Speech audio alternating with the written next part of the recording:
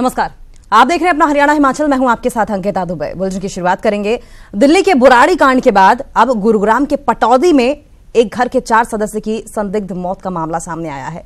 एक ही परिवार के 4 सदस्यों की मौत के बाद इलाके में दहशत का माहौल है। जानकारी के मुताबिक बुधवार शाम को ब्रिजपुरा गांव के एक घर में पुलिस को एक महिला और एक पुरुष का शव खून से सना हुआ मिला, जबकि बहू की लाश फंदे पर लटकी थी और एक मासूम बच्ची घर में कोने में तड़प रही थी, जिसकी अस्पताल में इलाज के दौरान मौत हो गई।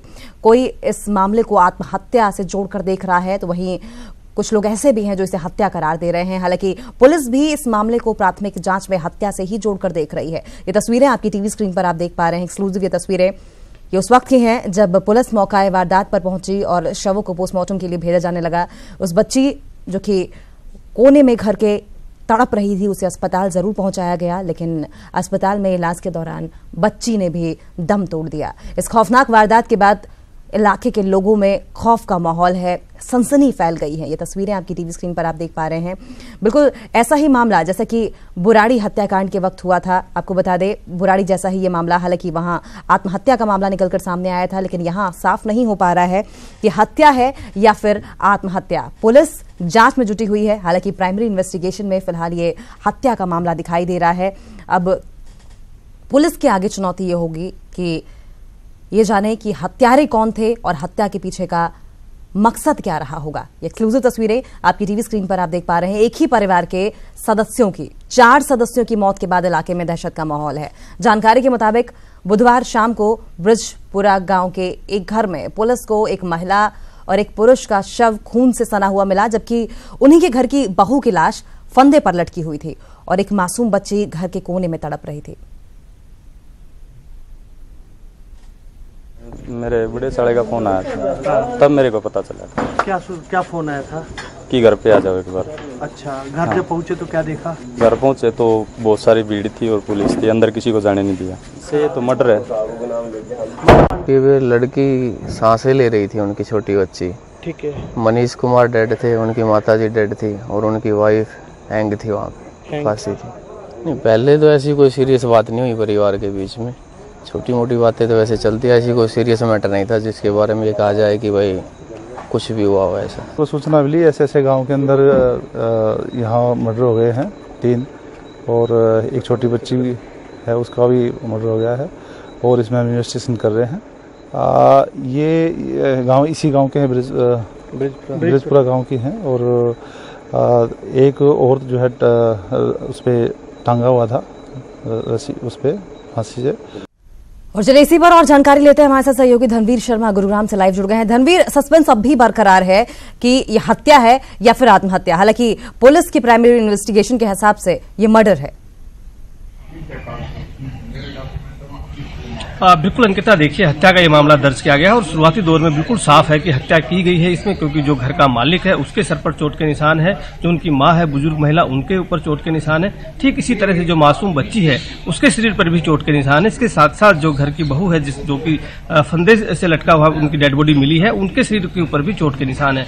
तो जाहिर सी बात है कि हत्या की गई है चारों की, लेकिन अभी तक ये साफ नहीं हो पाया कि इन चारों की हत्या कितने लोगों ने की, कौन लोग थे आखिर किस मकसद से हत्या की गई है। क्योंकि अभी तक जो परिवार के लोग हैं उनका ये कहना है कि परवीन की किसी के साथ भी कोई रंजिश नहीं थी, किसी के साथ कोई लड़ाई नहीं थी। उसकी अपनी कपड़े की दुकान थी और वो अपनी दुकान पे काम करता था।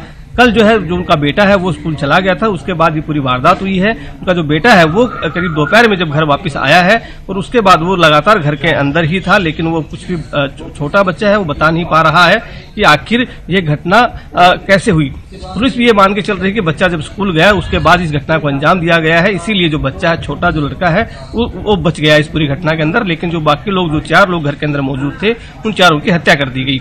पुलिस ने हालांकि इस मामले में कई लोगों से पूछताछ की है और कुछ लोगों को भी हिरासत में लिया गया है, लेकिन अभी तक किसी की गिरफ्तारी नहीं हुई है और अभी तक कोई भी ऐसा बात सामने निकलकर नहीं आई है जिससे कि पुलिस ये दावा करे कि उसने इस केस को सुलझा लिया है। गुरुग्राम पुलिस का कहना है कि उसने क्राइम ब्रांच के साथ साथ कई टीमें बनाई हैं जो इस पूरे केस की जांच कर रही हैं। एसीपी स्तर के अधिकारी जो है वो सुपरविजन इस पूरे केस का कर रहे हैं और जल्द ही इसका खुलासा कर दिया जाएगा। लेकिन अभी तक ये पूरी तरह से गांव के जो लोग हैं वो भी अच्छे खासे दहशत में हैं कि आखिरकार कैसे एक भरे पूरे परिवार को किस तरह से हत्या कर दी गई और किसी को कानो कान खबर तक नहीं हुई। जो पड़ोस के लोग थे उन्होंने किसी ने भी किसी के चीखने की आवाज नहीं सुनी। तो इससे अंदाजा ये लगाया जा रहा है कि हो सकता है कि जो हत्यारे थे वो जानकार रहे हों और वो जानकारी होने की वजह से आराम से घर के अंदर दाखिल हो गए, उसके बाद इस पूरी घटना को अंजाम दिया गया हो। अंकिता जी, धनवीर आपसे ये भी जानना चाहेंगे कुल कितने लोग इस परिवार में थे और किन किन पहलुओं को लेकर आगे बढ़ रही है पुलिस? देखिए, अगर आप बात करें तो इस वक्त जो परिवार इस घर में रह रहा था इसमें 5 लोग इस परिवार के अंदर मौजूद थे। खुद घर का मालिक, उसकी बहू, उसकी माँ और उसके 2 बच्चे, और जो कि 4 लोग घर के अंदर मौजूद थे, जबकि जो उनका बेटा था जो कि 2.5 से 3 साल का है वो स्कूल उस वक्त गया हुआ था। तो 4 लोग घर के अंदर मौजूद थे। उन 4 लोगों की ही हत्या की गई है एक तरह से। लेकिन जिस तरह से उनकी जो घर की जो बहू थी उसका जो शव है वो पंखे से लटका हुआ मिला है। तो पुलिस इस दिशा में भी जांच कर रही है कि हो सकता है कि हत्या करने के बाद पुलिस का ध्यान भटकाने के लिए महिला का जो शव है वो एक तरह से फंदे से लटकाया गया हो, ताकि पुलिस का जो शक है वो बहू के ऊपर जाए कि उसने हत्या की, उसके बाद उसने खुद सुसाइड कर लिया हो। तो गुरुग्राम पुलिस हर पहलू पर जांच कर रही है, सभी दिशाओं में जांच कर रही है। किसी को भी अब तक क्लीन चिट, ऐसा नहीं है कि किसी को क्लीन चिट दे दी गई हो, लेकिन किसी की गिरफ्तारी भी अब तक इस पूरे मामले में नहीं हुई है। अलग अलग दिशाओं में जांच की जा रही है। सर्विलांस के हिसाब से टेक्निकल आधार के ऊपर भी जांच की जा रही है कि उस वक्त उस दौरान जब ये घटना घटी उस दौरान उस इलाके में कौन कौन से मोबाइल नंबर्स थे जो कि काम कर रहे थे। तो उसके आधार पर भी, टेक्निकल आधार के ऊपर भी जांच गुरुग्राम पुलिस कर रही है। जी, धनवीर आपसे ये भी जानना चाहेंगे जांच के दौरान क्या किसी तरह का सीसीटीवी फुटेज सामने आया हो, और क्योंकि जिस तरीके से पड़ोसियों से बात की गई और पड़ोसियों का इशारा हत्या की ओर है, क्या रिलेटिव से, रिश्तेदारों से बातचीत की गई, और अगर की गई तो क्या कुछ जानकारी वहां से निकलकर सामने आई है?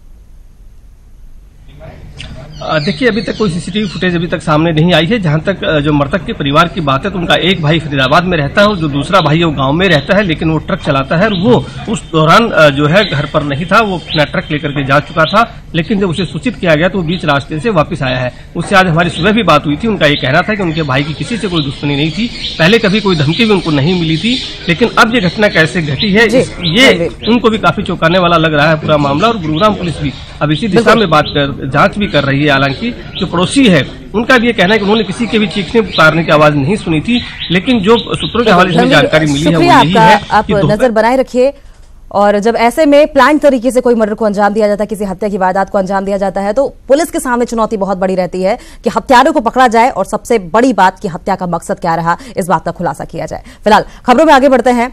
दिल्ली के बुराड़ी इलाके में एक ही परिवार के 11 लोगों की मौत की गुत्थी अब तक सुलझ नहीं पाई है। यह मामला सामूहिक आत्महत्या का है या किसी बाहरी शख्स ने हत्या की है, यह अब तक साफ नहीं हुआ है। वहीं अब मृतक ललित के भाई दिनेश ने इस मामले में मीडिया की भूमिका पर सवाल खड़े करते हुए परिवार को बदनाम करने का आरोप लगाया। दिनेश का कहना है कि यह अभी साफ नहीं हुआ है कि हत्या है या आत्महत्या। इसकी जांच अभी जारी है और इस मामले में अभी पुलिस की ओर से कोई खुलासा नहीं हुआ।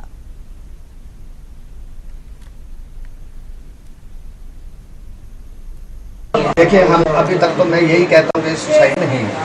अभी इस चीज़ का कहीं भी अभी प्रूफ ना तो क्राइम ब्रांच दे सकी है और ना ही अभी तक कोई पुलिस ने कहा है। अभी तक किसी ने ये चीज़ नहीं कही कि ये सुसाइड है। ये सिर्फ एक मीडिया की तरफ से कहा जा रहा है। जांच अभी की जांच चल रही है। अभी अगर सुसाइड है ये तो डिसाइड होगा बाद में, जब ये फाइनल जो डिसीजन इसका होगा तभी हमें पता चलेगा कि असलियत क्या। अभी तो हमें भी नहीं पता कुछ। चलिए, बात इस वक्त की बड़ी खबर की कर लेते हैं। इंदौरा से बड़ी खबर। इंदौरा में बोपा राय ढाबे पर फायरिंग की गई। ढाबा मालिक ने काउंटर के पीछे छिपकर अपनी जान बचाई है। ढाबे में और भी कई लोग मौजूद थे। 4 युवकों पर गोली चलाने का आरोप भी लगा है। बड़ी खबर इस वक्त की इंदौरा से, जहां पर बोपा राय ढाबे पर फायरिंग की वारदात को अंजाम दिया गया। ढाबा मालिक ने काउंटर के पीछे छिपकर अपनी जान बचाई। ढाबे में और भी कई लोग मौजूद थे। 4 युवकों पर गोली चलाने का आरोप लगा है। ये युवक कौन थे, हालांकि इस बात का अभी तक पता नहीं चल पाया है। ढाबा मालिक ने जैसे तैसे काउंटर के पीछे छिपकर अपनी जान बचाई। चलिए और जानकारी लेते हैं, हमारे साथ सहयोगी विचित्र शर्मा भी जुड़ गए हैं। विचित्र, पुलिस की प्राइमरी इन्वेस्टिगेशन में क्या कुछ पता चल पाया है कि ये चारों कौन थे और किस मकसद से इन्होंने हमला किया? देखिए अंकिता, ये तो बिल्कुल जाहिर है कि ये जो भी थे जिनकी ओर से इस घटना को अंजाम दिया गया है वो कहीं ना कहीं नशा तस्कर थे, नशे के कारोबारी थे, क्योंकि इससे पहले भी जो बोपराई ढाबा का जो मालिक है उसकी दुकानों को जला दिया गया था नशे तस्करों की ओर से। और इसके पीछे की बड़ी वजह ये भी है कि बोपराई जो ये ढाबा है, यहाँ पर जो यहाँ के ये इलाका जो है ये पूरी तरह से संवेदनशील है, नशा तस्करी के लिए इसको जाना जाता है। तो जो नशा निवारण समितियां यहाँ पर बनी हुई हैं, खासतौर पर ठाकुर द्वारा हो गया, भद्रोया है, छन्नी वैली हो गया, इंदौरा, नूरपुर, ज्वाली के ये जितने भी इलाके हैं उनकी ओर से जो नशा निवारण समितियां बनाई गई हैं उनकी बैठक जो है वो इसी बोपराई वैष्णो ढाबा में होती है अंकिता। तो ऐसे में ये जो बोपराई ढाबा का जो मालिक है लखवीर, वो पहले से ही नशा तस्करों की रडार पर है। तो ऐसे में जो है वो इस घटना को उन नशा तस्करों की ओर से ही अंजाम दिया गया है। हाँ, आपने जो सवाल पूछा है कि पुलिस की ओर से पहली इन्वेस्टिगेशन में क्या कुछ सामने आया है, तो अभी फिलहाल जो है पुलिस की ओर से जो ये घटना हुई है उसमें जो गोलीबारी यहाँ पर हुई है, जो गोलियां दागी गई है, उनके खोल बरामद किए गए हैं। और पुलिस भी यही मानकर चल रही है कि कहीं ना कहीं पूरी घटना जो है वो नशा तस्करों की ओर से ही इस घटना को अंजाम दिया गया है। अंकिता जी, बहुत बहुत शुक्रिया विचित्र, आप नजर बनाए रखिए, आगे भी इस पर अपडेट लेते रहेंगे। तो पुलिस की प्राइमरी इन्वेस्टिगेशन में शक नशा तस्करों पर जा रहा है, क्योंकि ये वही ढाबा है जहां पर नशे को लेकर मीटिंग्स होती थी, बैठकें होती थी और कोशिश यही की जाती थी कि किसी भी तरीके से नशे को जड़ से उखाड़ फेंका जाए। के इस बुलेटिन में फिलहाल इतना ही। आप देखते रहिए न्यूज़ 18 पंजाब हरियाणा हिमाचल।